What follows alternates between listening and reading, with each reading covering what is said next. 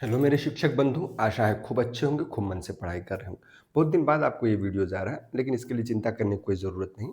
आज हमने एक मैराथन का प्रयास किया है और इस वीडियो के बाद आपको संख्या पद्धति से रिलेटेड कोई भी प्रश्न आराम से आप कर लेंगे, कोई भी प्रश्न छूटेगा नहीं। सारी चीज़ को हमने सम्मिलित किया है। थोड़ा क्लास लंबा ज़रूर होगा, लेकिन आप अच्छे से जान जाएँगे और मुझे विश्वास है कि इसके बाद आपको कोई भी समस्या आपको संख्या पद्धति का मतलब विभाज्यता का नियम भी पढ़ना है, डिविजिबिलिटी लॉ, फिर आपको प्राकृतिक संख्या क्या होती है, पूर्ण संख्या क्या होती है, भाज्य क्या होता है, अभाज्य क्या है, अपवर्तक क्या होता है। ये सारे विभाज्यता के नियम के बाद आपको परिमेय संख्या क्या होती है, फिर भिन्न क्या होता है, भिन्न वितत भिन्न क्या होता है, सरल भिन्न क्या होता है, उसके बाद समान भिन्न क्या होता है, असमान भिन्न क्या होता है।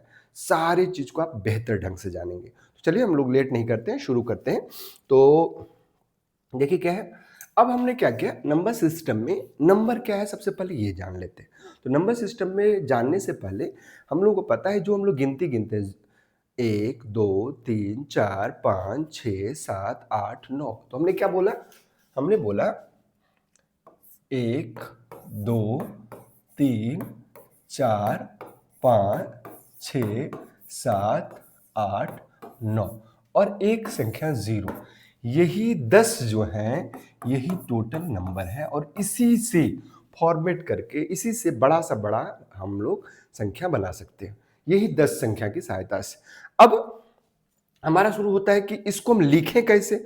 इसको लिखने की 3 पद्धति है जो हम लोगों के सिलेबस में है। एक है हमारा भारतीय गणना प्रणाली, जिसे हिंदू अरेबिक प्रणाली, हिंदू अरेबिक क्यों कहते हैं, थोड़ा इस पे चर्चा कर लेते हैं।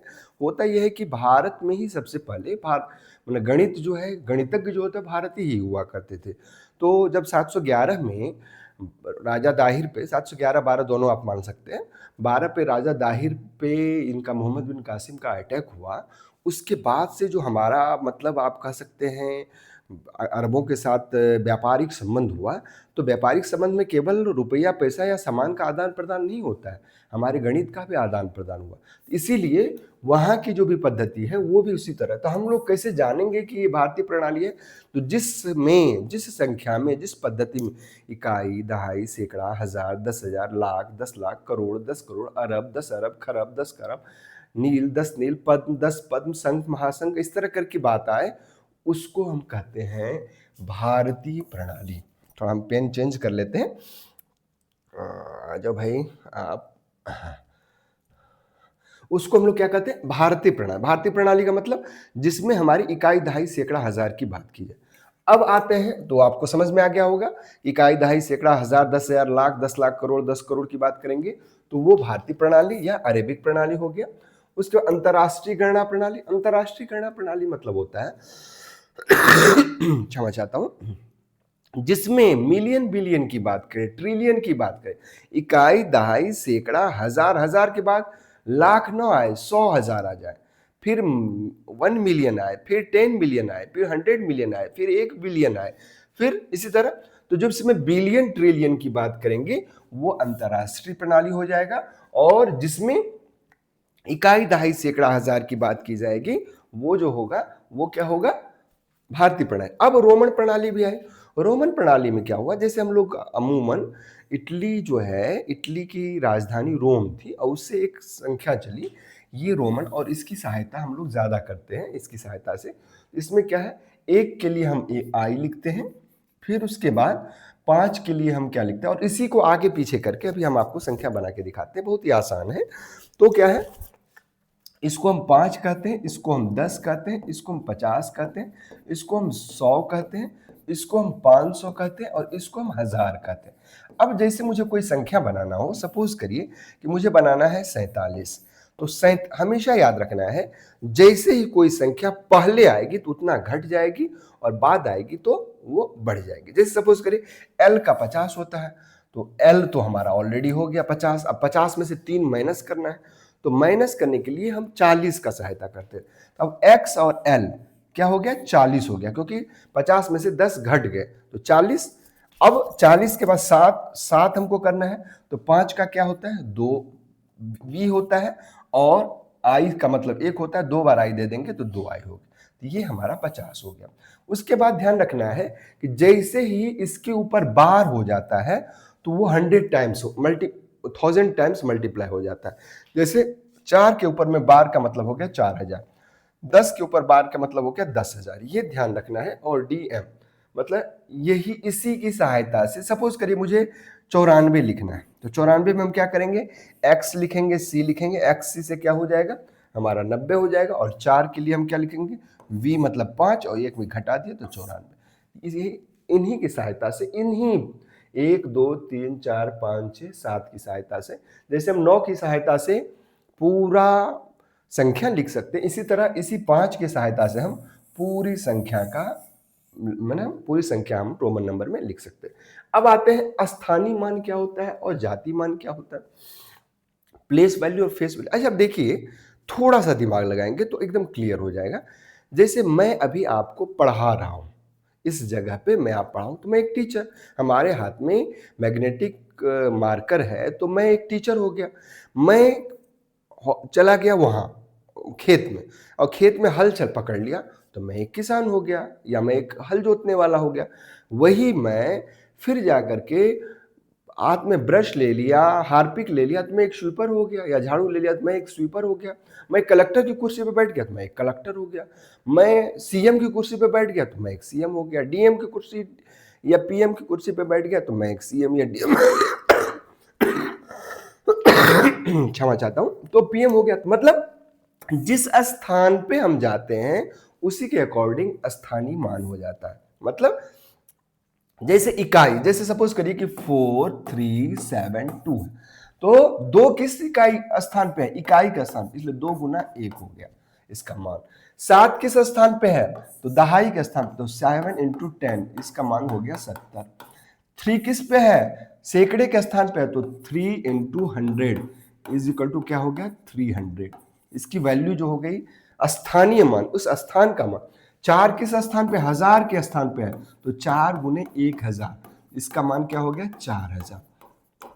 तो मतलब जिस स्थान पे हम रहते हैं उस स्थान के अनुसार उसका स्थानीय मान होता है। जबकि जाति मान, अच्छा मैं हूं तो एक आदमी ही, मैं हूं तो एक अवधेश झा ही, तो हमारी फेस वैल्यू वही रहेगी। इसका मतलब है कि किसी चीज का स्थानीय मान उसके स्थान के अकॉर्डिंग तय होता है, लेकिन जाति मान फेस वैल्यू जो होती है हमेशा वही संज्ञा। 4 का स्थानीय मान तो यहां 4000 हो गया, लेकिन जाति मान क्या होगा, फेस वैल्यू क्या होगी 4 होगी। 3 का स्थानीय मान 300 हो जाएगी, लेकिन जाति मान 3 ही होगी। 7 का स्थानीय मान 70 हो जाएगी, लेकिन जाति मान 7 ही रहेगी। 2 का इकाई स्थान पे है तो 2 का इकाई मतलब स्थानीय मान और जाति मान दोनों बराबर ही रहेगा। तो ये हम लोग फिर से मैं एक बार दोहरा लेता हूं। भारतीय गणना प्रणाली वह प्रणाली है जिसमें हम लोग इकाई, दहाई, सैकड़ा, हजार, 10,000 की बात करते हैं। अंतर्राष्ट्रीय गणना प्रणाली वह प्रणाली है जिसमें हम मिलियन, बिलियन, ट्रिलियन की बात करते हैं, और रोमन प्रणाली आपने देख ही लिया। चलिए उसके बाद स्थानीय मान, किसी स्थान पे उस मतलब इकाई के स्थान पे है तो उसका इकाई के अकॉर्डिंग उसका स्थानीय मान होगा, और जाति मान मतलब या फेस वैल्यू क्या होती है वही रहती है। ये सब हम सीखने के बाद अब हम लोग आते हैं ये पूर्ववर्ती और उत्तरवर्ती क्या होता है। तो पूर्व, अच्छा ये बताया आप, हम आपसे प्रश्न पूछे तो प्रश्न हम पूछे उसके बाद आप उत्तर देंगे। उत्तर मतलब हमेशा बाद होता है, उत्तर मतलब बाद। जैसे हमने आपसे प्रश्न पूछा कि भैया 2 और 2 क्या होता है, तो आप कहेंगे 4, तो 4 हमारे प्रश्न पूछने के बाद आपने कहा। तो हमेशा ध्यान रखना है उत्तरवर्ती में हम क्या करेंगे, हमेशा 1 जोड़ देंगे। और पूर्ववर्ती, पूर्व मतलब पहले, सबसे पहले सूर्य कहां उगता है, ध्यान रखना है, याद करने की बात बता रहा हूं कि सबसे पहले सूर्य कहां उगता है, पूरब में, तो पूरब मतलब पहले। तो पहले में हम क्या करते हैं 1 घटा देते हैं। हमेशा क्वेश्चन क्या पूछा जाता है, 100 का पूर्ववर्ती या 99 का उत्तरवर्ती, यही सब पूछा जाता है लास्ट वाला। तो ये ध्यान रखेंगे, पूर्ववर्ती मतलब पूर्व मतलब पहले, 2 किसी संख्या में 1 घटा देंगे तो पूर्ववर्ती प्राप्त हो जाएगा। उत्तरवर्ती मतलब बाद, एक जोड़ देंगे तो उत्तरवर्ती हो जाएगा। अब आते हैं हमारी प्राकृतिक संख्या। गिनती की संख्या को प्राकृतिक संख्या का, जैसे हम लोग गिनती गिनते हैं ना, 1 2 3 4 5 6 7 8 9 10, हमेशा ध्यान रखना है गिनती की संख्या को ही हम क्या कहते हैं, प्राकृतिक संख्या कहते हैं। गिनती की संख्या बराबर प्राकृतिक संख्या। अब गिनती की संख्या में हम लोग ध्यान दें तो एक चीज हमें हमेशा याद रहता है कि सबसे छोटी संख्या तो हम लिख सकते हैं, सबसे छोटी संख्या हम लोग आराम से लिख सकते हैं और वो है 1, लेकिन सबसे बड़ी संख्या हम कभी भी नहीं लिख सकते हैं। ठीक, हाँ, कोई भी अंक की संख्या हम लिख सकते हैं। जिस जिस अंकों की बड़ी संख्या लिखना है उतने बार हम 9 लिखते हैं। पूर्ण संख्या, अब इसी गिनती की संख्या में जब गिनती 1 2 3 4 5 6 dot dot dot dot dot बढ़े, हम उसी गिनती की संख्या में हम शून्य जोड़ देते हैं। इसका मतलब ये हुआ कि किसी भी संख्या में, ध्यान रखेंगे आप, किसी भी प्राकृतिक संख्या में जब शून्य हम इंक्लूड कर देते हैं तो वही पूर्ण संख्या हो जाती है। इसको हम परिभाषित कैसे करेंगे? शून्य सहित प्राकृतिक संख्या को पूर्ण संख्या कहते हैं। और पूर्ण संख्या पे आधारित 4 संक्रियाएं हैं।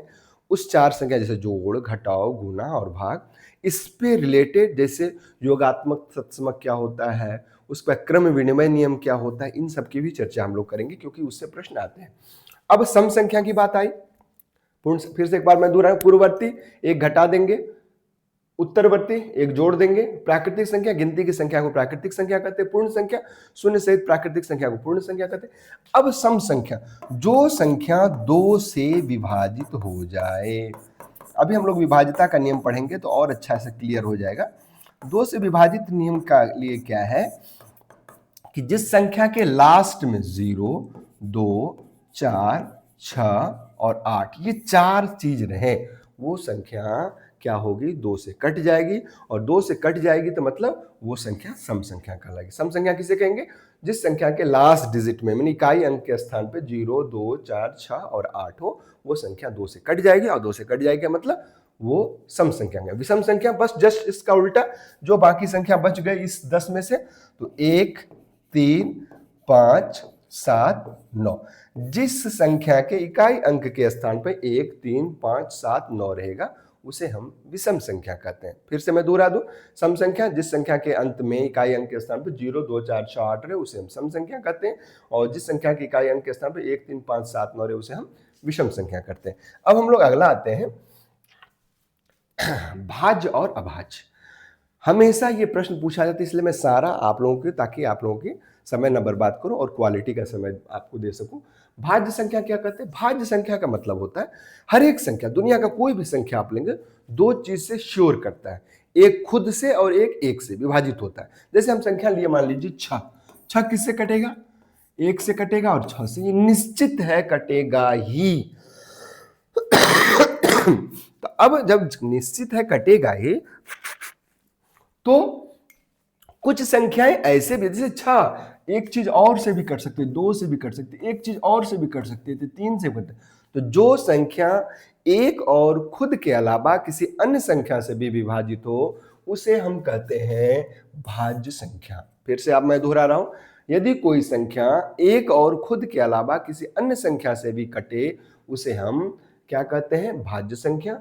और जो संख्या एक और खुद के अलावा किसी संख्या से न कटे, जैसे 2 किससे कटेगा? 1 और 2 से।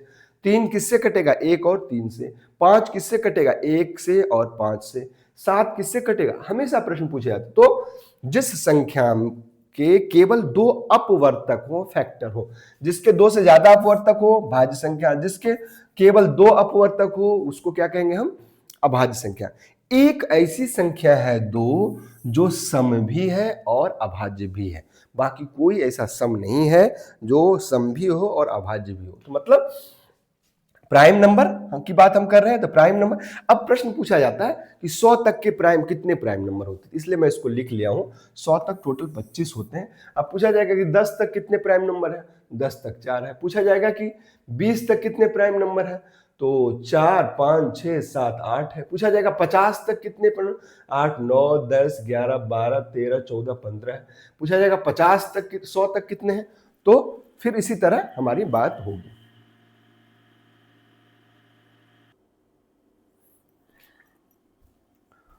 हाँ, तो फिर हुआ ये कि हमेशा जो प्रश्न की जो प्रकृति होती है वो क्या होता है कि 100 से 500 तक कितने अभाज्य संख्या है। तो अभाज्य संख्या के लिए आप लोगों को दिमाग में आ ही गया होगा कि जिसके 2 केवल फैक्टर हो, जो जिसके मतलब जो केवल एक और खुद से कटे उसे अभाज्य कहेंगे, जो एक और खुद के अलावा किसी अन्य संख्या से भी विभाजित हो उसे हम भाज्य कहते हैं। अब प्राकृतिक संख्याओं का योग हमेशा प्रश्न पूछा जाता है, इसलिए मैंने इनको भी इंक्लूड कर लिया है कि 1 से लेकर के 20 तक की प्राकृतिक संख्याओं का योग क्या होगा, 1 से 30 तक का प्राकृतिक संख्याओं का योग, या प्रथम 20 प्राकृतिक संख्याओं का योग क्या होगा। तो उसके लिए फॉर्मूला है, प्राकृतिक संख्याओं का योग होता है n × n+1/2, और सम संख्याओं का योग होता है n × n+1, और विषम संख्याओं का योग होता है n²। अब इस पे हम एक एक सवाल ले लेते हैं, आपको और क्लियर हो जाएगा। जैसे सपोज करिए कि 1 से लेकर के ऐसे ऐसे करके लिखा रहेगा 50 तक का योग क्या होगा। तो इसके लिए हम क्या है, हमारा फॉर्मूला क्या है, n × n+1/2। तो हम क्या करेंगे, n लास्ट संख्या जो होगा वही हमारा n होगा।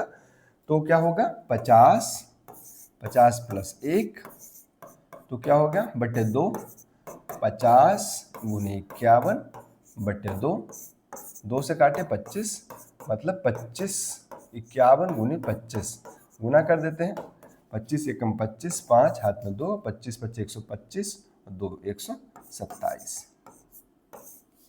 ठीक, तो ये हो गया। अब कहेगा कि 2 4 6 8 60 तक का योग क्या होगा। ये सम संख्या वाला हो गया। तो इसके लिए हमारा फॉर्मूला क्या है, n × n+1। अब दिक्कत है कि हमारा n क्या होगा। तो n के लिए हम क्या करते हैं, जो हमारी लास्ट संख्या होती है वो n बराबर उसके बट्टे 2 हो जाता है। तो 60/2 बराबर क्या हो गया, तो 30। अब हमारा क्या हो गया, n 30 × 30 + 1 क्या होगा, 30 × 31, 31 × 93, 930। एक और आता है, सब बाकी सारे ऐसे, या प्रथम कहेगा प्रथम 20 सम संख्याओं का योग क्या होगा, तब n = क्या हो जाएगा, 20 होगा। जब कहेगा प्रथम, या कहेगा प्रथम 40, तो फिर प्रथम 40 की मतलब क्या होगा, n = 40। अब आएगा 1 + 3 + 5 + 7 + 9, कह देगा मान लीजिए 39 तक का योग क्या होगा। इसके लिए हमारा जो n होगा, क्योंकि ये क्या है, विषम संख्या है, तो विषम संख्या के लिए क्या होता है, जो n होता है वो लास्ट संख्या में एक हम ऐड करके 2 से भाग दे देते। 39 × 1 40, 40/2 = 20। तो हमारा फॉर्मूला क्या होता है, n²। तो क्या हो जाएगा, 20 का स्क्वायर मतलब 400। तो आपने देख लिया कि जब प्राकृतिक संख्या होगा, नेचुरल नंबर की बात की जाएगी, तो नेचुरल नंबर के लिए क्या होगा, नेचुरल नंबर के लिए ये वाला फॉर्मूला लगेगा। यदि हम इवन की बात करेंगे तो इवन के लिए हमारा ये फॉर्मूला लगेगा। हम ऑड की बात करेंगे तो ऑड के लिए हमारा ये फॉर्मूला लगेगा। ये आप लोगों ने देख लिया। नेक्स्ट हम लोग आते हैं सबसे बड़ी संख्या और सबसे छोटी संख्या की बात की जाए। हमेशा ध्यान रखना है, यदि कहेगा कि 4 अंकों की, यदि कहेगा 4 अंकों की बड़ी संख्या है तो हम 4 × 9 लिखेंगे। जितने अंकों की बड़ी संख्या होगी उतने टाइम्स 9 लिखेंगे। उसके बाद भी एक प्रश्न और आता है, पहले हम इस पे देख लेते हैं। और कहेगा 4 अंकों की छोटी संख्या कहेगी तो हम 1 लिख देंगे और इतने बार 0 लिखेंगे कि ताकि हमारा जो वो हो डिजिट हो वो 4 डिजिट हो जाए, इकाई, दहाई, सैकड़ा, हजार। तो ये 4 हो गए। अब सवाल आता है, कोई संख्या आएगा, कहेगा कि 0 7 9 और 2 की सहायता से आप बड़ी से बड़ी संख्या और छोटी से छोटी संख्या बताएं। इसके लिए हम हमेशा क्या करेंगे, जो हमारा बड़ा है उसको हम डिसेंडिंग ऑर्डर में रख देंगे। तो पहले 9 रखेंगे, फिर 7, फिर 2, फिर 0। ये हमारा सबसे बड़ा संख्या होगा। अब छोटी संख्या 4 डिजिट की होगी, तो चूंकि 0 से स्टार्ट करेंगे तो क्या हो जाएगा, तो फिर वो 3 डिजिट का हो जाएगा। तो फिर हम क्या करते हैं, 2 7, 2 के बाद 0 कर देंगे, फिर 7 और फिर ये 9। ये हमारा हो गया ग्रेटेस्ट और स्मॉलेस्ट। उसके बाद असेंडिंग और डिसेंडिंग ऑर्डर की भी बात की जाती है हमेशा। तो असेंडिंग ऑर्डर और डिसेंडिंग ऑर्डर मतलब उसको हम क्या कह सकते हैं, असेंडिंग ऑर्डर और डिसेंडिंग ऑर्डर। चलिए पहले हम इस पे चर्चा कर लेते हैं, जैसे मुझे याद आएगा हम बता देंगे असेंडिंग ऑर्डर और डिसेंडिंग ऑर्डर। परिमेय संख्या किसे कहते हैं, तो परिमेय संख्या क्या होता है, वह संख्या जो p बट्टे q के रूप में हो और q जो हो वो 0 ना हो, उसे हम परिमेय संख्या कहते हैं। अब अपरिमेय संख्या क्या कहते हैं? तो अपरिमेय संख्या होता है जो अंडर रूट में हो, ऐसे ही अंडर रूट 4 नहीं, अंडर रूट 2, अंडर रूट 3, जिसका अंडर रूट, तो ये क्या हो जाएगा? अपरिमेय, क्योंकि वो q जो हो वो 0 के बराबर नहीं होगा। अब पूर्णांक की बात आते हैं। पूर्णांक मतलब, तो पूर्णांक को हम निगेटिव इंटीजर और पॉजिटिव इंटीजर दो में बांट लिए, और इसको हम समझने के लिए थोड़ा इसको मैं इरेज कर देता हूं ताकि आप लोगों को और क्लियर हो जाएगा। सॉरी। देखिए, तो ये संख्या रेखा है, नंबर लाइन जिसको बोलते हैं, ये संख्या रेखा है। इसको भी मैं इरेज कर दूं। हाँ, तो संख्या रेखा पे ध्यान से देखना है। संख्या रेखा पर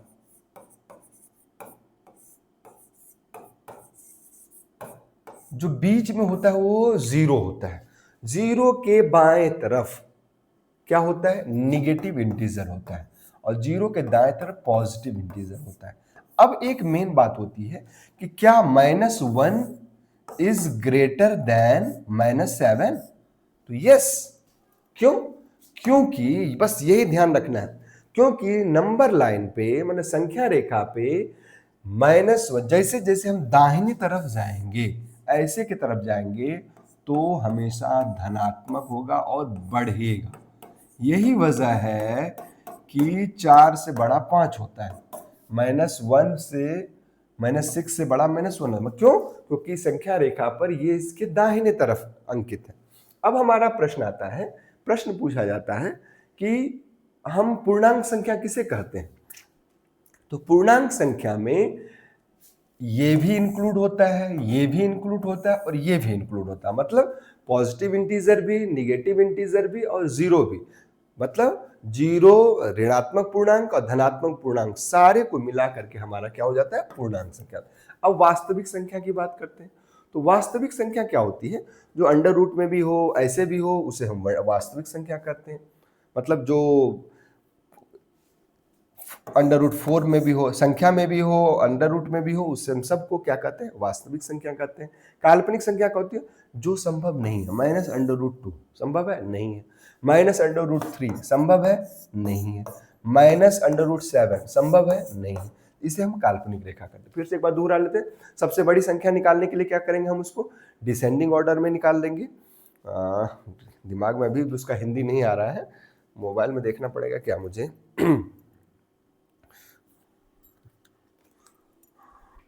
भूल जाता हूं कभी कभी।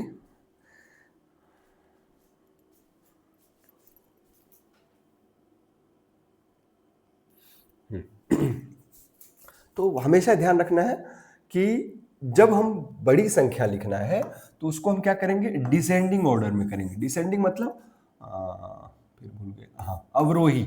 अवरोही में, अवरोही का मतलब क्या होता है? अवरोही का मतलब होता है सबसे पहले बड़ा, उसके बाद छोटा। और आरोही का मतलब होता है सबसे पहले छोटा। मतलब थोड़ा हम एक पेज ले लेते हैं और अच्छे से समझ में आ जाएगा। आरोही, ये दो ऑर्डर हमेशा पूछा जाता है, और अवरोही। तो आरोही का मतलब होता है आरोह करना, चढ़ना। चढ़ना किससे शुरू करते हैं हम?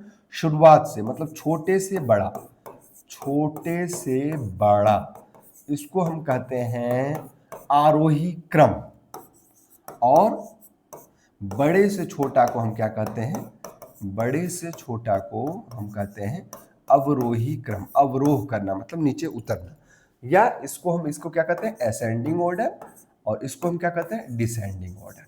ठीक, तो ये अब हम लोग प्रश्न पे आ रहे थे। तो हमारा क्या था कि वास्तविक काल्पनिक, फिर से एक बार दोहरा दो, बड़ी संख्या लिखना हो तो उसको हम क्या करेंगे? अवरोही क्रम में लिखेंगे, और छोटी संख्या लिखना हो तो हम उसको आरोही क्रम में लिखेंगे। जब हमारे पास कोई संख्या दे देगा, उसके बाद कहेगा संख्या बनाने के लिए, तब परिमेय संख्या जो p बटे q के रूप में हो, और q जो हो 0 के बराबर नहीं हो। फिर इसमें अपरिमेय संख्या क्या होगा? जो p बटे q के रूप में हो, इरेशनल नंबर, और जो q 0 के बराबर हो सकता है। पूर्णांक मतलब जिसमें निगेटिव इंटीजर भी हो, पॉजिटिव इंटीजर भी हो, 0 भी हो, उसे हम क्या करेंगे? पूर्णांक कहेंगे।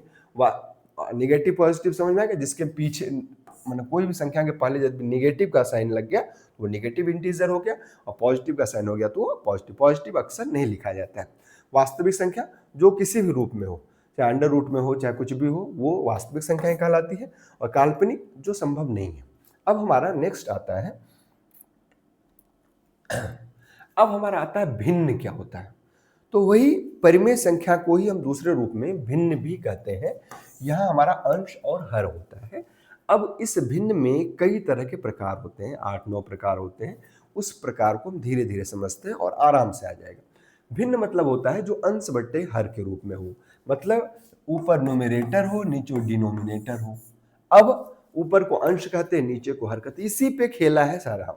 क्या उचित भिन्न प्रॉपर फ्रैक्शन किसे करेंगे, जिसका अंश, ध्यान रखना है, जिसका अंश जो हो वो हर से छोटा हो। अंश क्या होगा, छोटा, हर क्या होगा, बड़ा, तो वो कौन सा कहलाएगा, वो कहेगा प्रॉपर फ्रैक्शन, मतलब उचित भिन्न कहलाएगा।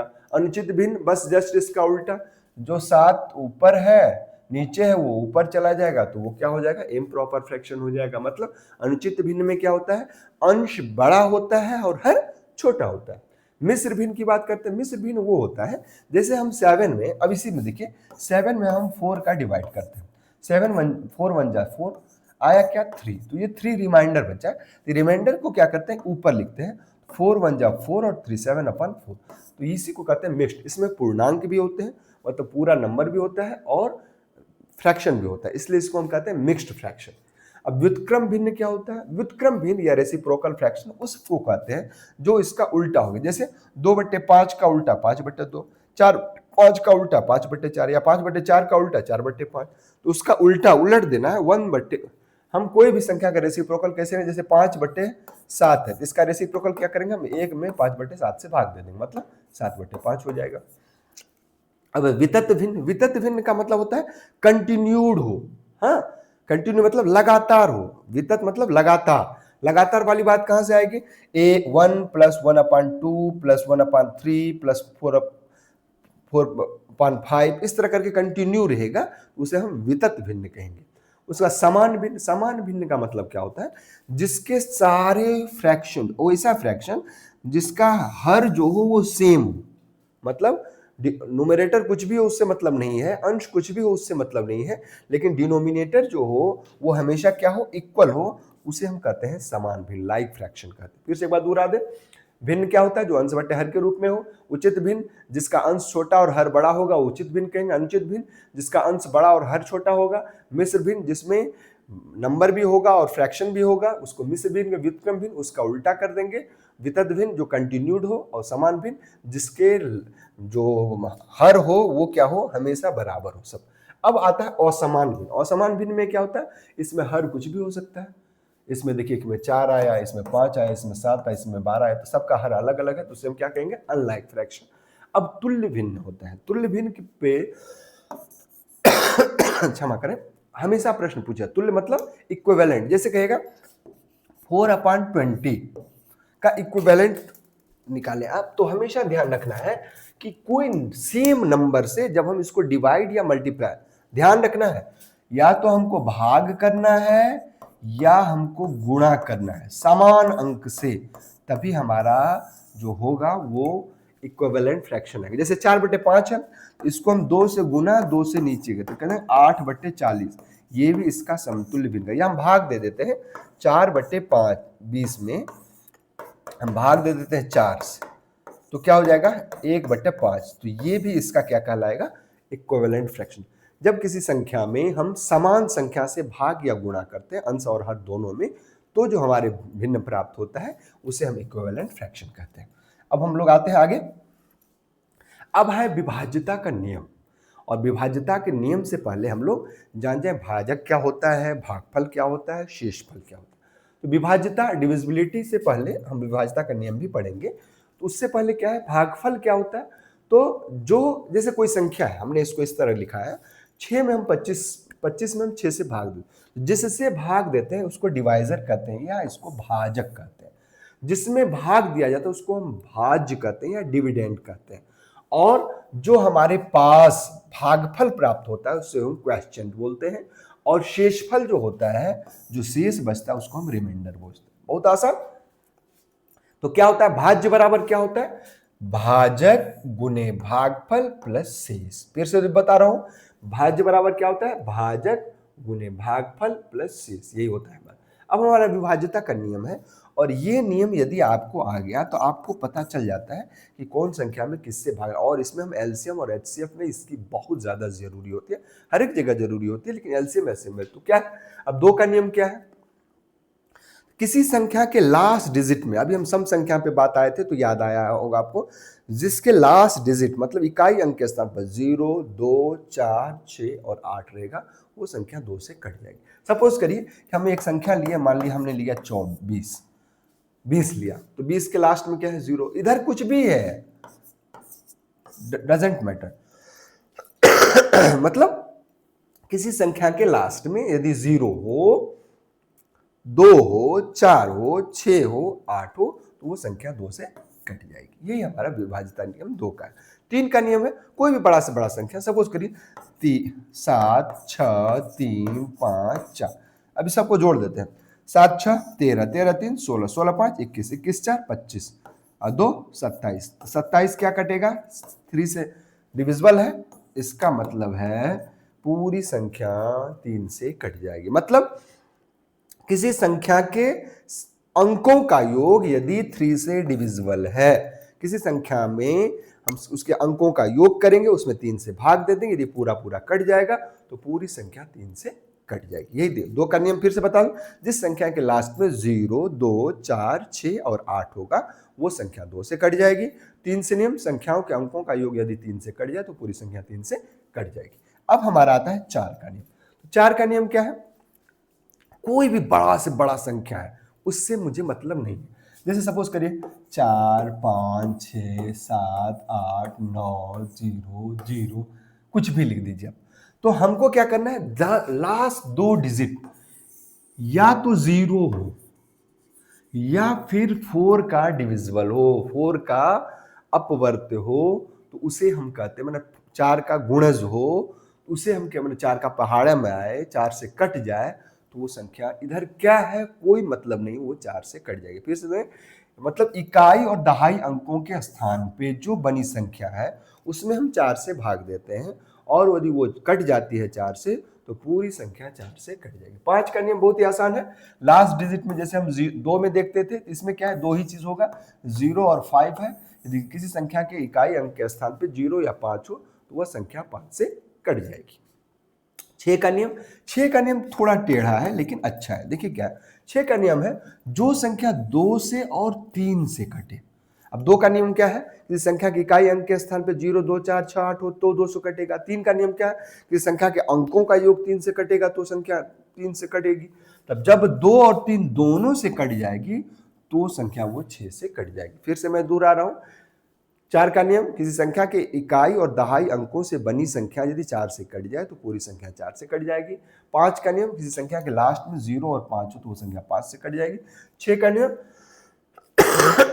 किसी संख्या के इकाई और दहाई अंकों से, ध्यान दें, संख्या 6 का नियम, जो जब संख्या कोई संख्या 2 और 3 से कट जाए तो पूरी संख्या 6 से कट जाती है। अब 7 का नियम क्या है, ध्यान से देखिए, हमने एक संख्या लिया 805, तो हम क्या करते हैं, इधर क्या है इससे मुझे मतलब नहीं है, हम क्या करते हैं, इस 5 का दोगुना करते हैं। कहता है इकाई अंक का दोगुना करने के बाद उस संख्या में से हम घटा देते हैं। अब इधर क्या है इससे मतलब, जैसे 805 लिया हमने तो 5 का गुना किया, अब 80 हमारा शेष बचा, तो 80 में से हम 10 घटाए 70, तो यदि घटाने के बाद वो संख्या 7 से कट जाए तो पूरी संख्या 7 से कट जाएगी। 7 का नियम अक्सर कोई नहीं बताता है, फिर भी देख लें आप, यदि इकाई अंक का दोगुना उस संख्या के शेष भाग से घटाने पर प्राप्त संख्या 0 या 7, 0 हो या तो 0 हो जाए या फिर 7 का गुणज हो तो संख्या 7 से कट जाएगी। 8 का नियम, बस 4 वाले नियम में हमको एक जोड़ देना है। क्या जोड़ देना है, 8 का नियम में क्या होता है, यदि किसी संख्या की इकाई, ध्यान से देखें, इकाई, दहाई और सैकड़ा, ये 3, उसमें हम लोग क्या करते थे, इकाई और दहाई लेते थे। इसमें इकाई, दहाई और सैकड़ा की बात करेंगे। तो यदि कोई संख्या में, ध्यान से देखना है, अच्छे से समझ में आ जाएगा। 8 का नियम, जैसे सपोज करिए कि मैं संख्या लिया 4, 3, 6, 2, 8, 4। एक और ले लेते हैं, 8 ले लेते हैं। अब हमको इधर क्या है, कोई मतलब नहीं है, हमको लास्ट 3 डिजिट से मतलब है। तो लास्ट 3 डिजिट में क्या, 848 है। अब हम 848 में 8 से भाग दें, 8 एकम 8 कट गया, फिर 4 आया, नहीं, 8 6 48। तो मतलब ये संख्या क्या लिख रहे हैं आप, उससे कोई मतलब नहीं है, वो संख्या 8 से कट जाएगी। जिस तरह 4 में हम 2 डिजिट लेते थे, 8 में हम 3 डिजिट लेंगे। यदि किसी संख्या के इकाई, दहाई और सैकड़े अंकों से बनी संख्या 8 से कट जाए तो पूरी संख्या 8 से कट जाएगी। 9 का नियम, बस जो 3 का नियम था वही 9 का नियम है। क्या नियम है, यदि किसी संख्या के अंकों का योग 9 से कट जाए तो पूरी संख्या, जैसे सपोज करिए कोई संख्या हम लेते हैं 4, 3, 2, 5, 4। अब देख जोड़ लेते हैं, 4 3 7, 2 9, 5 14, 4 18, 18 9 दूनी 18, मतलब ये पूरी संख्या 9 से कट जाएगी। मतलब संख्या के अंकों का योग यदि 9 से कट जाए तो पूरी संख्या 9 से कट जाती है। आराम से समझ में आ गया होगा आप लोगों को।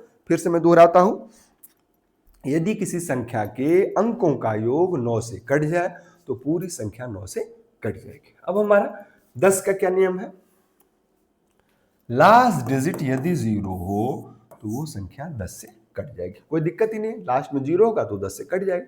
अब हमारा क्या आता है, और वो आता है 11 का नियम। 11 के नियम को समझने के लिए हमको एक पेज लेना पड़ेगा। सपोज करिए 11 का नियम क्या है, सपोज करिए हमने एक संख्या लिया 1331। इसमें क्या होता है, हम नंबरिंग कर दिए 1 2 3 4। अब सम स्थान हमने लिखा, सम स्थान, और हमने लिखा विषम स्थान। और क्लियर हो जाएगा, अभी समझ में आ जाएगा। सम स्थान और विषम स्थान। अब सम स्थान क्या है, विषम स्थान क्या है, ये देख लीजिए। सम मतलब जो 2 से कट जाएगा वो सम है। ये इस स्थान पे क्या क्या संख्या है, तो है 1 + 3। विषम स्थान क्या है, 1 और 3, तो मतलब 1 और 3। अब दोनों को जोड़ देते हैं 4। अब दोनों को घटाते हैं 0। तो यदि किसी संख्या के सम स्थान पे स्थित अंकों का योग विषम स्थान पे स्थित अंकों के योग का अंतर 0 हो या 11 का अपवर्त हो तो वह संख्या 11 से कट जाती है। समझ में आ गया आपको। मतलब 11 का क्या है, यदि किसी संख्या के सम स्थान पे स्थित अंकों का योग विषम स्थान पे स्थित अंकों के योग का अंतर 11 से कट जाए, 0 हो या 11 का अपवर्त हो, वह संख्या 11 से कट जाएगी। 12 का नियम क्या है, जैसे हम 6 में क्या करते थे, 2 और 3 करते थे, इसमें उल्टा है। जो संख्या 3 से और 4 से कट जाएगी वो क्या कट जाएगी, 12 से भी कट जाएगी। अब हमारे पास आया 15 का नियम, जो संख्या 3 और 5 से कट जाएगी वह 15 से भी कट जाएगी। अब फिर से मैं दोहरा लूं, 8 से विभाजित रखना, यदि किसी संख्या के इकाई, दहाई और सैकड़े अंकों से बनी संख्या 8 से कट जाए तो पूरी संख्या 8 से कट जाएगी। 9 का नियम क्या, यदि किसी संख्या के अंकों का योग 9 से कट जाए तो पूरी संख्या 9 से कट जाएगी। 10 का नियम बहुत ही आसान, लास्ट में 0 हो। 11 का नियम हमने आपको बताया, किसी संख्या के अल्टरनेट डिजिट सम स्थान, मतलब सम स्थान पे स्थित अंकों का योग विषम स्थान पे स्थित अंकों के योग का अंतर 0 हो या 11 का अपवर्त हो तो वह संख्या 11 से कट। 12 का 3 और 4 और 15 का 3 और 5। अब सवाल आता है, और वो ये आता है, मैं एक पेज ले लेता हूं, पहले अभी देख ले हम लोगों को क्या क्या पढ़ना है। 11 का तो समझ में आ ही गया, इसके साथ साथ हमें 4 संक्रियाएं पढ़नी है, और उसके बाद हम लोग जाएंगे इकाई अंक और योगात्मक तत्समक और गुणात्मक तत्समक की बात करेंगे। तो देखिए मुख्य रूप से संक्रियाएं जो होती है वो 2 ही होती, जोड़ और घटाव। इसी को 2 में अलग करना, कई बार जैसे संख्या को 4 × 4 बराबर आप कहते हैं 16 होता है। 16 का मतलब है 4 को हम 4 बार जोड़ते हैं, 4 4 4 और 4। हम कहते हैं कि 16 में हम 4 का भाग देंगे तो 4 भाग में जाएगा और यहाँ 0 आ जाएगा। इसका मतलब है हम घटाते हैं, 16 में हम 4 एक बार घटाए 12 आया, फिर 4 घटाए 12 8 आया, फिर 4 घटाए 4 आया, फिर 4 घटाए 0 आया। तो ये जो हम देख रहे हैं संक्रियाएं क्या होती है केवल दो होती है, जोड़ और घटाओ। बार बार हम जोड़ते हैं तो वो किस किस रूप में परिणत हो जाता है, वो गुणा में परिणत हो जाता है, और बार बार घटाते हैं तो वो भाग में परिणत हो जाता है। अब हमारा आता है ये चार नियम, और उस चार नियम पे आधारित हमारी हमेशा कभी कभी closure law, commutative law, associative law और डिस्ट्रीब्यूटिव लॉ। अब हम, ये क्या हो गया भाई, हाँ, अब देखिए संवरक नियम क्या है, क्लोजर लॉ क्या है। तो कोई भी पूर्ण संख्या है या प्राकृतिक संख्या है, जैसे चार हमने लिया, एक संख्या लिया हमने चार, तो चार क्या है हमारा, पूर्ण संख्या है, और पांच भी क्या है हमारा, पूर्ण संख्या या प्राकृतिक संख्या है। तो पूर्ण संख्या में हम पूर्ण संख्या को जोड़ेंगे, तो दोनों को जोड़ेंगे तो हमारा क्या आ जाएगा, 9 आएगा। तो यही ये नियम कह रहा है कि 9 भी क्या है, पूर्ण संख्या ही है। या हम कोई संख्या 4 लेते हैं और गुणा कर लेते हैं उसी 5 संख्या से, दोनों पूर्ण संख्या है, तो आंसर जो हमारा आएगा वो भी पूर्ण संख्या ही होगी। मतलब क्लोजर लॉ कहता है कि पूर्ण संख्या में पूर्ण संख्या को जोड़ने पे पूर्ण संख्या ही प्राप्त होती है, पूर्ण संख्या में पूर्ण संख्या को गुणा करने पे पूर्ण संख्या ही प्राप्त होती है। इसी को हम कहते हैं क्लोजर लॉ या समवरक नियम। अब आता है क्रम विनिमय नियम। क्रम विनिमय नियम क्या होता है, कम्यूटेटिव लॉ, कि यदि कोई दो संख्या है, मान ली 3 लिया और 7 ली, इसको 3 में हम 7 जोड़ें या 7 में 3 जोड़ें, हमारा आंसर 10 ही आएगा। 3 में 7 का गुणा करें या 7 में 3 का गुणा करें, हमारा आंसर 21 ही आएगा। यही है क्रम विनिमय नियम, कि यदि किसी पूर्ण संख्या को पूर्ण संख्या से जोड़ें और जोड़ने के बाद उसके क्रम को बदल के फिर जोड़ें, तो हमारा आंसर वही होगा, सेम होगा। मतलब इस संख्या, पूर्ण संख्या में पूर्ण संख्या के क्रम को भी बदल करके जोड़ने पे a प्लस बी करें या b प्लस a करें, a गुना b करें या b गुना a करें, हमारा आंसर सेम आता है। अब हमारा आता है साहचर्य नियम, जिसको एसोसिएटिव लॉ कहते हैं। इसका मतलब है वो कोई 3 संख्या ले हम, जैसे हम इरेजर लेकर के इसको हटा देते हैं और फिर 3 संख्या लेकर के आपको दिखाते हैं, तो और क्लियर हो जाएगा आप लोगों को। देखिए क्या है, जैसे कोई 3 संख्या लिया हमने, हमने लिया 3, हमने लिया 4, हमने लिया 5। अब 3 प्लस 4 प्लस 5 ये करें, या 3 प्लस 4 और प्लस 5 करें। मतलब हमने क्या किया, दो को एक तरह ले लिया, फिर अलग 3 संख्या है और 3 में से 2 को हम एक तरफ ले लिया और एक को छोड़ दिया, फिर लास्ट में हम क्या क्या, पहले शुरू का 2 ले लिया और लास्ट छोड़ दिया, तो वैल्यू में कोई फर्क नहीं। मतलब 3 प्लस 9 बराबर 12, 4 3 7 प्लस 5 बराबर 12। मतलब उसके मान में कोई परिवर्तन नहीं होता है। मतलब कि कोई भी संख्या के क्रम को हम एक साथ कर लेने, मतलब क्रम मतलब नहीं, क्रम ना कह करके हम ये कहेंगे कि 3 संख्या में प्रथम 2 संख्या को ले लें और उसके बाद जोड़े तो कोई फर्क नहीं पड़ता है, गुणा करेंगे तो भी कोई फर्क नहीं पड़ता है। अब हमारा मेन नियम जो है वो बंटन नियम है, और इससे प्रश्न हमेशा आते हैं। इसके लिए क्या है, डिस्ट्रीब्यूटिव लॉ, कि ए का, ध्यान से देखेंगे, ए का बी प्लस सी, जैसे ए इंटू बी प्लस सी है, तो ए का बी में गुणा और ए का सी में भी गुणा होता है। ये हमारा बंटन नियम है ना, बांटने वाला नियम। जैसे सपोज करिए एक संख्या में लेता हूं, सपोज करिए ये है 5 6 और 7, 5 इंटू 6 प्लस 7। इसका मतलब है दोनों तरह से हम कर सकते हैं कि 5 गुने 13 और ये हमारा 65 आया, और दूसरा हम 5 गुने 6 प्लस 5 गुने 7, 30 और 35, मतलब 65 आया। तो बंटन नियम कहता है कि आपका इसका इसमें भी मल्टीप्लाई होगा और इसका इसमें भी मल्टीप्लाई होगा। तो ये आप लोगों ने अच्छे से जाना। अब हमारे पास दो तरह के सवाल आते हैं, और वो हमेशा आते हैं, और वो आते हैं क्या, एक होता है योगात्मक तत्समक,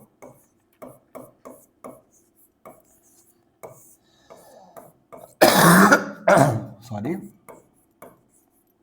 और एक होता है गुणात्मक तत्समक। अब ये दोनों क्या है, ये अच्छे से जान जाएंगे, समझ में आ जाएगा। अब योगात्मक तत्समक गुणात्मक तत्समक क्या है ये देखिए।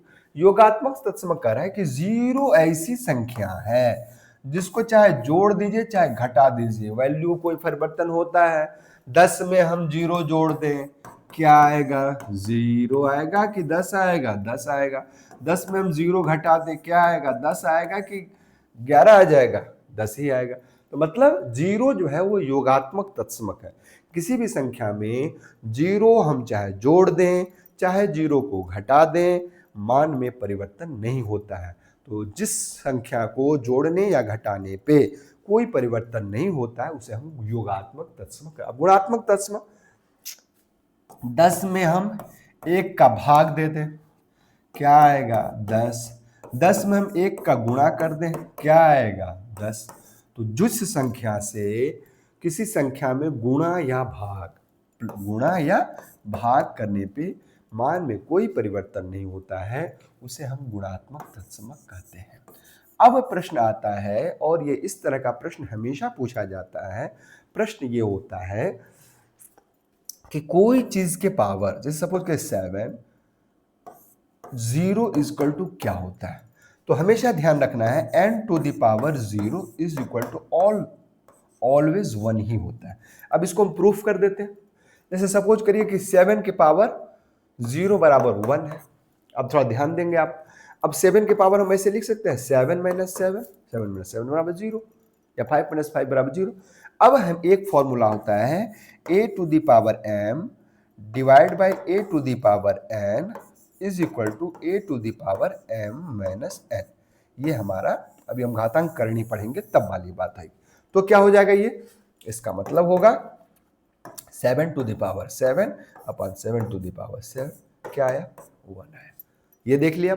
दूसरा हमारा सवाल आता है, और ये आता है हमारा कि ध्यान से देखेंगे क्लियर हो जाएगा कि -1 टू द पावर 2 3 4 7 क्या आएगा? हमेशा ध्यान रखना है, -1 टू द पावर यदि सम है, मतलब इवेन की बात आएगी। अब इवेन ये है नहीं है, ये ऑड है। तो जब इवेन आएगी तो आंसर आएगा +1, और -1 टू द पावर यदि ऑड आएगा, मतलब विषम संख्या होगी, तो हमेशा आंसर जो आएगा वो -1 आएगा। ये आपने देख लिया। अब एक और सवाल आता है, ये इसी में आता है, और वो होता है, अब आपको कहेगा कि इकाई अंक बताएं। इकाई अंक क्या होता है? यूनिट प्लेस इसका क्या होगा? ये हमेशा क्वेश्चन आता है, इस पे थोड़ा ध्यान देना है। देखिए क्या है, आराम से देखेंगे समझ में आ जाएगा। सपोज करिए 7 3 2 5 6 8 टू द पावर 3 9 7। अब कहेगा कि इसका इकाई अंक क्या होगा? अब तो भैया इतना बार हम मल्टीप्लाई ना कर सकते हैं, और ना इतना एग्जाम पूरा 2 घंटा बैठ जाए तब भी नहीं हो पाएगा। इसके लिए कुछ फॉर्मूला है, दिमाग थोड़ा ध्यान रखेंगे, सब समझ में आ जाएगा। इसको मैं क्या करता हूं, ऊपर करके यूनिट प्लेस के लिए हम छोटा सा प्रयास करते हैं, और आप लोग ध्यान देंगे, आप लोगों को आ जाएगा। अब देखिए, एक बार है तो 1 है, 1 2 बार है तब भी 1 है, 1 3 बार है तब भी 1 है, 1 4 बार है तब भी 1 है। मतलब 1 लास्ट में है तो 1 ही आएगा। अभी देखिए सब क्लियर, एक एक करके मैं कर रहा हूं। 2 1 बार है तो 2 है, 2 यदि 2 बार है तो 4 है, 2 यदि 3 बार है तो 8 है, 2 यदि 4 बार है तो 16 है, मतलब 6 है। अब देखिए उसके बाद फिर क्रम चेंज हो जाता है, जैसे ही 2 के बाद 3 आएगा, 5 बार आएगा तो फिर यहां से शुरू हो जाएगा। इसलिए इस क्रम को आप देखेंगे, फिर हम आपको सवाल ये वाला करके आपको दिखाएंगे। फिर देखिए 3 की बात हम लोग करते हैं।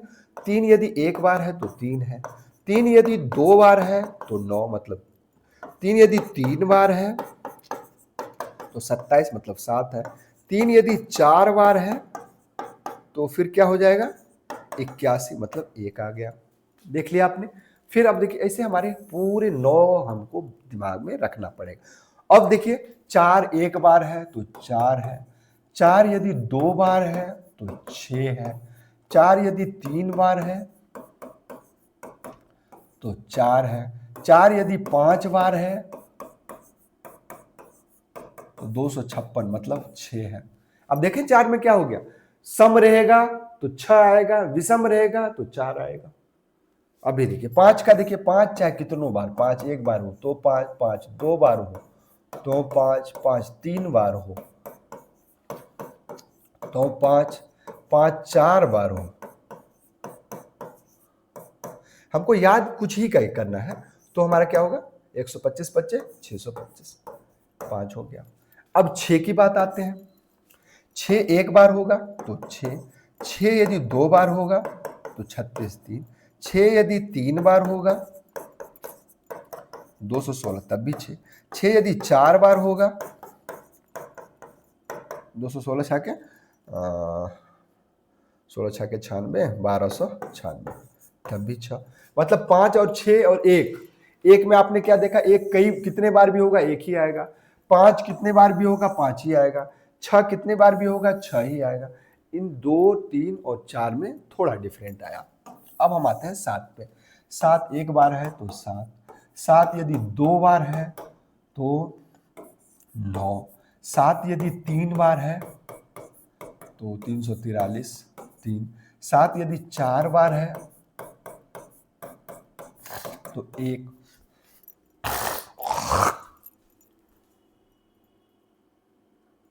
हाँ तो अब देखा 7 4 बार है तो लास्ट में 1 आ जाता है। अब उसके आगे करेंगे तो 3 7 1 गुणा करना पड़ेगा, लास्ट में 1 आएगा, ये ध्यान रखना है। अब 8 की बात करते हैं। 8 एक बार है तो 8, 8 यदि 2 बार है तो 64 4, 8 यदि 3 बार है तो 64 × 512, 8 यदि 4 बार है तो 4096। अब 9 की बात करते हैं। 9 एक बार है 9, 9 2 बार है तो 81, 9 यदि 3 बार है तो 729, 9 यदि 4 बार है तो फिर लास्ट में 1 आएगा। अब आपने क्या देखा, हमारे पास कुछ संख्याएं हैं 1 5 6, इन तीनों को हमको याद नहीं करना है, क्योंकि एक को चाहे जितने बार होगा हमारा आंसर क्या आएगा, वही संख्या आएगी। तो 1 को हमने काट दिया, 5 को हमने काट दिया, 6 को हमने काट दिया। अब हमारे पास 2 3 4 7 8 और 9 आया। अब आप देख क्या रहे हैं, ध्यान से देखेंगे तो क्लियर आ जाएगा आपको कि 4 में एक छोटा सा लोच्चा है। लोच्चा क्या है कि यदि 4 एक बार होगा, 4 टू द पावर यदि इवन है और 4 टू द पावर ऑड है, ये 2 की बात आएगी। 4 के पावर यदि सम है तो हमेशा आंसर इकाई अंक जो आएगा वो 6 आएगा। 4 के पावर यदि विषम है तो आंसर जो आएगा वो हमेशा 4 आएगा, ये याद रखना है। अब 6 है, 2 में भी क्या देखिए, 2 में भी उसी तरह का है। एक बार होगा तो 2, 2 बार होगा तो 4, 3 बार है तो 8, 4 बार है तो 16, ऐसे ही 5 बार होगा तो फिर 2 से शुरू हो जाएगा। 3 में एक बार है तो 3। अब इसके लिए मतलब है कि हमको 4 से भाग देना पड़ेगा। अब 7 देखिए, एक बार है तो 7, 2 बार है तो 9, 3 बार है तो 3 और 4 बार है तो फिर 1। तो अब हम क्या करें, इसका मतलब है कि हमें 4 से भाग देना पड़ेगा। इसमें हम 4 से भाग देंगे तो 4 4 8 32, 4 9 36, 3 पे 37, 4 9 36, 1 हमारा शेष बचा। 1 शेष का मतलब 7 एक बार होगा तो क्या आएगा 7, तो हमारा इकाई अंक क्या आ जाएगा 7। मुझे लगता है कि आपको समझ में आ गया होगा। एक और संख्या से हम ले लेते हैं। सपोज करिए 57 97 63 89 52 65 7 8 9 8, इकाई अंक क्या आएगा। हमको कुछ भी नहीं करना है, हम क्या देख रहे हैं, ये 2 है और ये 5 है, तो 5 दूनी 10, मतलब इकाई अंक 0 आएगा। बाकी कोई संख्या में 0 से गुना करेंगे 0 आ जाएगा। हमको लगता है कि आपको अच्छे से समझ में आ गया हो, इकाई अंक वाला भी समझ में आ गया। अभी तक हम लोगों ने क्या पढ़ा, इसको हम थोड़ा रिकॉल कर लेते हैं और उसके बाद हमारा सब क्लियर हो जाएगा। फिर से हम लोग देख लेते हैं कि हम लोगों ने क्या क्या पढ़ा। तो शुरुआत से देख लेते हैं।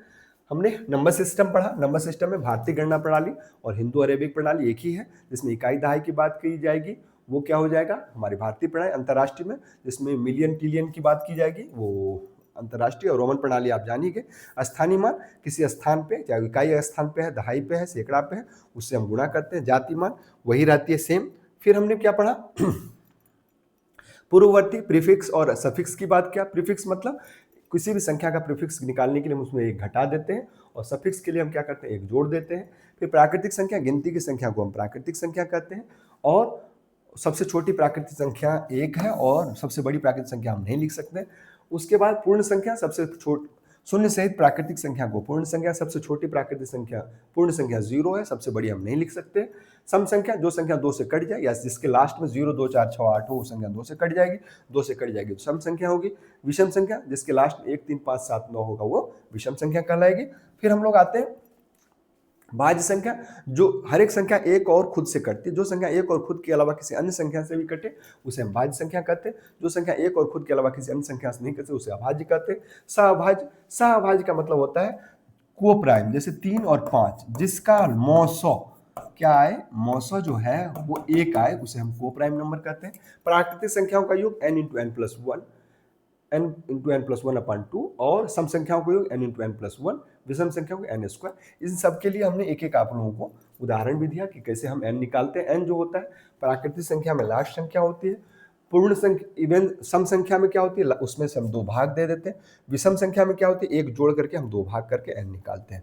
फिर उसके बाद हमने सबसे बड़ी संख्या और सबसे छोटी संख्या की बात की। तो सबसे बड़ी संख्या जितनी डिजिट की होगी उतने बार 9, और छोटी संख्या के लिए हमने क्या किया उतना बार 1 लिख करके जितने बार 0 होगा वो।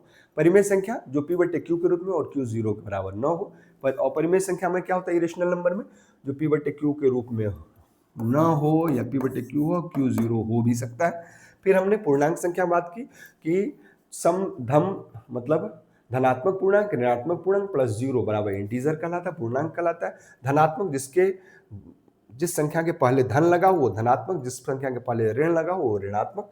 वास्तविक संख्या, वास्तविक संख्या में सारे अंडर रूट भी आते हैं और ये भी आते हैं, संख्या भी आती है।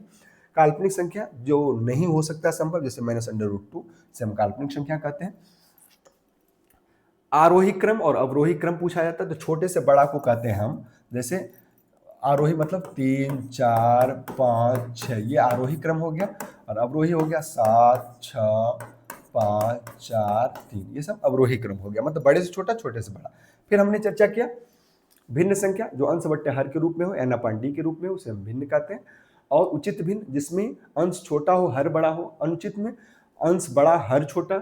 मिश्र भिन्न में मतलब संख्या भी हो और भिन्न भी हो, उसे मिश्र भिन्न कहते हैं। व्युत्क्रम भिन्न मतलब उलट देते हैं तो व्युत्क्रम भिन्न हो जाए। वितत भिन्न मतलब जो कंटिन्यूड हो।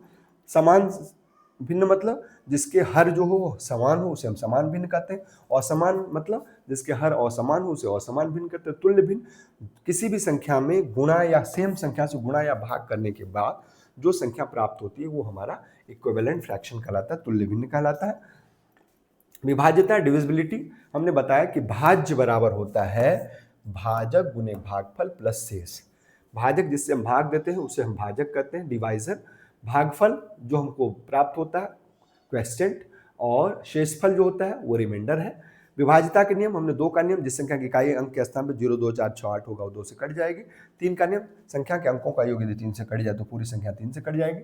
4 का नियम इस संख्या के सम स्थान पर स्थित अंकों 4 का नियम मतलब लास्ट में इकाई और दहाई हम लेते हैं। इकाई और दहाई अंकों से बनी संख्या यदि 4 से कट जाएगी तो पूरी संख्या 4 से कट जाएगी। 5 के नियम लास्ट डिजिट पे मतलब इकाई अंक के स्थान पे 0 और 5 होगा तो 5 से कट जाएगी। 6 का नियम जो संख्या 2 और 3 से कट जाएगा 6 से। 7 का नियम इकाई अंक का दोगुना उस संख्या के शेष भाग से घटाने पर प्राप्त संख्या यदि 0 हो जाए या फिर 7 का गुणज हो तो वह संख्या 7 से कट जाएगी। 8 का नियम बस जैसे 4 का नियम था वैसे 8 का नियम इकाई दहाई सैकड़ा, उसमें इकाई दहाई लेते थे इसमें इकाई दहाई सैकड़ा, यदि 8 से कट जाएगी पूरी संख्या। 9 का नियम वही संख्या के अंकों के योग 9 से कट जाए तो पूरी संख्या 9 से कट जाएगी। 10 का नियम लास्ट में 0 हो। 11 का नियम सम स्थान पर स्थित अंकों का योग विषम स्थान पर स्थित अंकों के योग का अंतर 11 हो या 11 का अपवर्त हो तो 11 से कट जाएगी। 12 जो संख्या 3 और 4 से कट जाएगी वो 12 से कट जाएगी। 15 का नियम, जो संख्या 3 और 5 से कट जाएगी वो 15 से कट जाएगी। सम स्थान हमने दिखाया था आप लोगों को। फिर हमारा था 4 संक्रियाएं होती है, जोड़ घटाव गुना भाग। मुख्य रूप से 2 ही संक्रिया होती है, प्लस और माइनस। जब बार बार हम प्लस करते हैं तो वो हमारा गुणा में चेंज हो जाता है, बार बार माइनस करते हैं तो हमारा माइनस में चेंज हो जाता है। संवरक नियम, क्लोजर लॉ, किसी भी पूर्ण संख्या को पूर्ण संख्या में जोड़ने पे पूर्ण संख्या प्राप्त होती है। क्रम विनिमय, कोई पूर्ण संख्या को यदि हम क्रम से विनिमय कर दें, उलट पलट दें, विनिमय मतलब उलट आदान प्रदान करना, तो हमारा पूर्ण संख्या ही रहता है। साहचर्य नियम, ए का बी से जोड़ दिए या बी ए का ए इंटू बी, ए प्लस बी प्लस सी करें, चाहे ए का बी से पहले प्लस करके फिर सी जोड़े, बात में कोई फर्क नहीं पड़ता। बंटन नियम, बांटना, ए का बी में भी मल्टीप्लाई होगा, ए का सी में भी गुना होगा। फिर हमने चर्चा किया था योगात्मक, तत्समक और गुणात्मक। यदि किसी संख्या को जोड़ने और घटाने पे कोई फर्क नहीं पड़ता है तो उसे हम योगात्मक तत्समक कहते हैं, और 0 योगात्मक तत्समक है। किसी संख्या में 1 से भाग या गुणा करने पे कोई फर्क नहीं पड़ता, उसे हम गुणात्मक तत्समक कहते हैं, और 1 जो है गुणात्मक तत्समक है। अब हमने बताया था कोई भी चीज की पावर 0 होने पे वैल्यू क्या हो जाती है, 1 हो जाती है। उसको मैंने प्रूव करके भी दिखाया था आपको। फिर हमारा है कि -1 टू द पावर यदि ऑड होगा तो हमेशा आंसर जो आएगा वो विषम आएगा, और -1 आएगा, और -1 के पावर यदि इवन होगा तो हमेशा +1 आएगा। फिर उसके बाद हम लोगों ने चर्चा किया था कि इकाई अंक क्या होगा। इकाई अंक के लिए हमको ये चार्ट फॉलो करना पड़ेगा। 1, 5 और 6 में कोई फर्क नहीं पड़ता। 8 यदि एक बार हो तो इसके लिए हम क्या करते हैं, जो भी हमारा उसका घातांक होता है उसमें हम 4 से भाग लेते हैं, उसके बाद जो हमारा रिजल्ट आता है उसके अनुसार हमारा होता है। इसमें 8 एक बार होगा तो 8, 2 बार है 4, 3 बार है 2, 4 बार है तो फिर 6 आता है। इस तरह हमने एक संख्या करके आपको बताया भी था। उसके बाद इसको भी करके दिखाया था। एक और छोटा सा है कि कोई भी संख्या प्लस को यदि हम प्लस से गुना करते हैं तो हमारा आंसर प्लस आता है। माइनस को हम यदि माइनस से गुना करते हैं तो हमारा प्लस आता है। प्लस को यदि हम माइनस से गुना करते हैं तो हमारा माइनस आता है। माइनस को हम यदि प्लस से गुना करते हैं तो हमारा माइनस आता है। एक संख्या देकर के मैं समझा दूं, जैसे -5 इंटू -5 तो क्या हो जाएगा, minus into minus plus 25। -5 into 5 तो क्या होगा, minus into minus minus -25। 5 into -5 तो क्या होगा, माइनस इंटू माइनस -25, और 5 इंटू 5 क्या हो जाएगा 25। तो आज हम लोगों ने इतना जाना। नेक्स्ट चैप्टर में हम और भी इसी तरह करके, क्योंकि आप लोग बड़े हैं और बड़े लोग हैं तो क्या होगा, ज़्यादा देर तक बैठ सकते हैं, पढ़ सकते हैं। आपको, मुझे विश्वास है कि आप लोगों को अच्छा लगा होगा। अच्छा लगा होगा तो और लोगों को भी शेयर करें और हमारे साथ जुड़े रहें। हम आपको अल्टरनेट डे पे देते रहेंगे, या हो सकता है 2 दिन पे, सप्ताह में 1 वीडियो अभी जाता रहेगा। जैसे ही हमारी डेट फिक्स हो जाती है फिर हम लोग मिल करके तैयारी करेंगे। मिलते हैं अगले वीडियो में, तब तक के लिए